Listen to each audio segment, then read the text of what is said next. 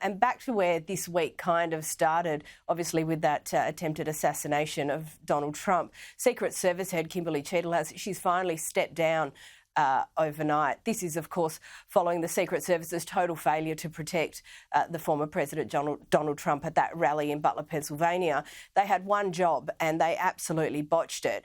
Here is what Speaker Mike Johnson had to say.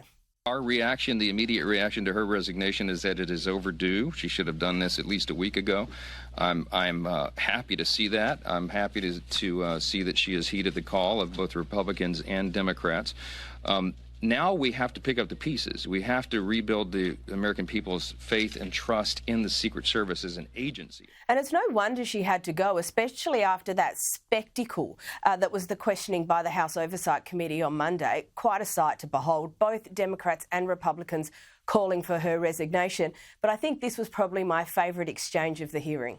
Would you agree that this is the most serious security lapse since President Reagan was shot in 1981 of the Secret Service?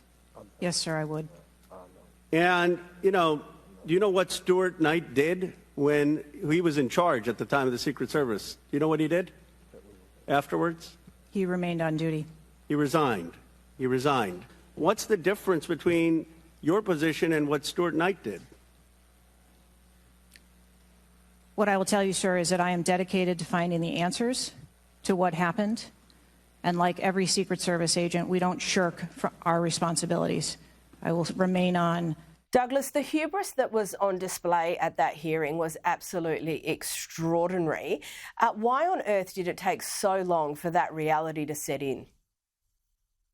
Well, I watched that hearing and came away with the view that that the now former head of the Secret Service has clearly decided that her aim in the hearing was to say as little as possible whilst presenting herself as being as helpful as possible. She wouldn't answer even the most basic questions like, when did you start preparing for this hearing? She said things like, well, to the best of my recollection, or I can't recall, or and it was no skin off her nose if she'd have just said, I started preparing the moment I heard, which was 6 days ago, or whatever. She seemed to be intent on not giving any details in case she could somehow be tripped up on them at some later date in the hearing or afterwards. And that was just a disastrous tactic. She was repeatedly asked about timelines, and it turned out she didn't have them. It really was an embarrassment. She was a political appointee of Joe and Jill Biden, was apparently close to them and respected and liked by them when she was in charge of then Vice President Biden's security detail. She obviously was not the right person for this job. She certainly wasn't the right person to represent herself in front of a congressional hearing. And I think it's probably very good that she goes, or she's gone. That said, there is an enormous amount that still needs to be found out and interrogated about exactly what did happen that day at the Trump rally, because there's so many security failings that we now know that have come out. And as I said last week, this is, the world was just too close by a couple of millimeters from something utterly catastrophic happening. Absolutely, and it's very fair that representatives on both sides of the aisle want to know what happened, because obviously they are all in danger if the Secret Service isn't doing what it needs to be doing. Now, one last topic, and we know Benjamin Netanyahu is in the US to meet with the government in relation to the ongoing war in Gaza.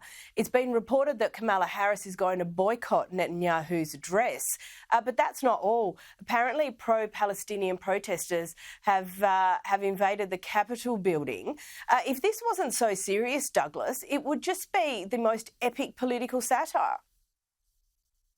Well, yes, but it is very serious because, here we see a very important relationship for America and Israel being put under strain, not by these nincompoop protesters. They should all just be, arrested as anyone else would be if, say, they broke into the Capitol building.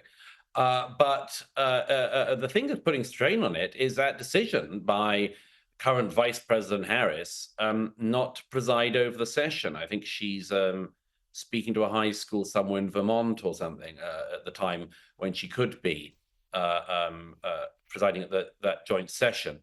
Clearly, she is making this more of a political point than it needs to be. There has actually always been a great bipartisan agreement in the US on the importance of the American-Israeli relationship. I'm sure that Prime Minister Netanyahu will speak to that when he speaks on Wednesday, and we'll see. But it is a snub actually by Kamala Harris, and a very bad sign. Netanyahu is also meant to be meeting Joe Biden to express his thanks for Joe Biden's support since October, but it's not even clear if that's going to happen because it's not clear if Biden's well enough to meet him, it seems. So that, according to reports today.